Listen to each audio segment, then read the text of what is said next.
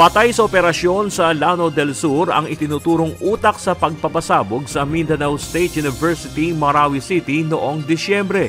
Kinilala ito ng Armed Forces of the Philippines na si Kadapi Membesa alias Engineer. Sa inilabas na pahayag ng AFP, sinabi nito na si Membesa ay isa ring amir o leader ng Dawla Islamiyah Maute Group.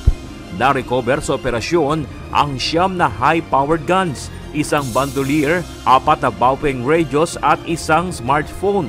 Base sa pahayag ng isa sa mga sumukong terorista na si Katab, positibo nitong kinilala bilang mastermind sa pagsabog ang nasawing si Membesa.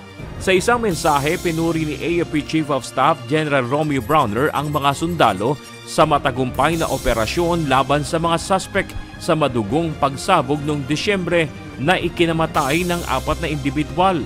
Nanawagan din ito sa mga natitira pang miyembro ng grupo na sumuko na.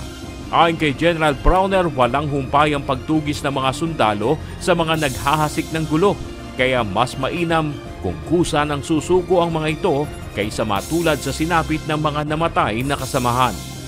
Bernard Dadis, UNTV News and Rescue. Diyos ang aming sandigan, serbisyo publiko ang aming pinahalagahan.